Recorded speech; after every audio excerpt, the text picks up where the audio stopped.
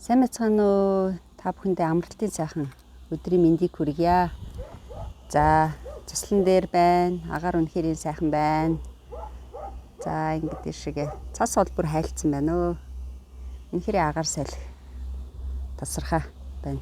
Боломжтой бас агаарт гарч ивэл аягүй зүгээр. Тэгээд ер нь бол бид нар яагаад бас агаарт гарч явах хэрэгтэй юм бэ гэхээр хүн чинь өөрөө байгалийн амьтан. Тэгээд байгалаасаа байнга эрчим энерги өөр авч идэг.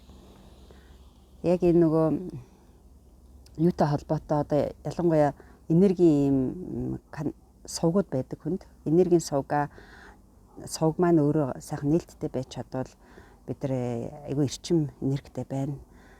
Байгалаас альва эмэгтэй энерги авах шаардлагагүй өөртөө энийг янзалж чаддаг зарим улсууд.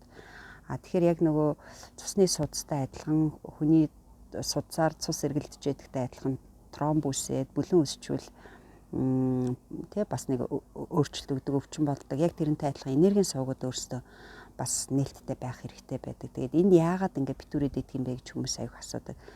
Ялангуяа одоо тавгүй байдал, стресс, ажлын хит их ачаалал, тэрийгэ тайлахгүй байх, сэтгэл санаа хямралтай байх, жаахан зөрчилд орох зэрэг маань энергийн сувгуудыг айгүйх бөглөж идэг гэж ингэж ярьдаг.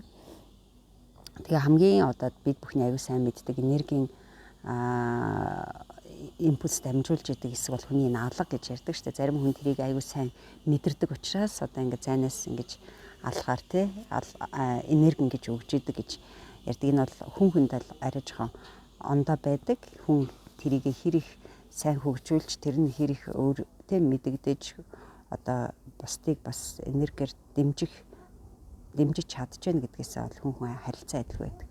Тэгээ хамгийн одоо хүн өөрөө байгалийн амьтан гэдгээрээ хамгийн сайн энерги нөхчөдөг зүйл бол хүн өөрөө байгалаасаа авдаг. Тэгээ хүн болгон бас энэ чинь харилцаа адилгүй байд юм байна л да. Одоо жишээлбэл зарим хүн юунаас гал харахаараа нарнаас аюух энерги авдаг. Халуун одоо энэ зүйлээс энерги авдаг бол зарим хүмүүс уулын орой дээр өндөрлөг газраас агаар салхинаас их энерги авна. Зарим хүмүүс одоо ялангуяа манай бас нэг найз уснаас их авдаг. Ялангуяа далаа эрэг, нуурын эрэг дээр очиод ингээд альчаалаа тайлаад амархаар илүү их ингэж хүн би сэргэж ирдэг гэж ярьдаг. Тэгэхээр та яг өөрийнхөө энергийг хаанаас авдаг вэ? Яаж авдаг вэ гэдгээ бас мэдэх хэрэгтэй байдаг. Тэгэхээр яг тэр байгаа одоо зарим хүмүүс бол бүр ингээ газраас авдаг. Ялангуяа газар ингээ хөл нүцгэн яваад шороотоо ноцолтоод зарим бүр ингээд газар тариалан ирэхлээд тэрийг хийхээр би ингээд бүр сэргээд ирдэг гэж ярьдаг штэ.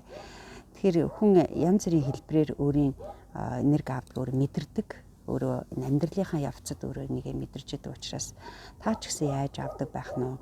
Танд яг ямар хэлбэр нь байдгүй гэдгээ бас та анзаараараа, хараараа. Тэгээд аль болох бид байгаа энерги бити алдаараа. Бид байгаа энерги нэгдүгээр алдахгүй байх хэрэгтэй юм байна. Хоёрдугаар бид нар орж ирж байгаа энэ энергийг аягүй сайн ингэж хурааж өөртөө хадгалах хэрэгтэй юм байна. За ингээд та бүхэн сайхан амраараа. Амралтын өдрийн сайхан мэндийг бүгдэнд нь хүргье.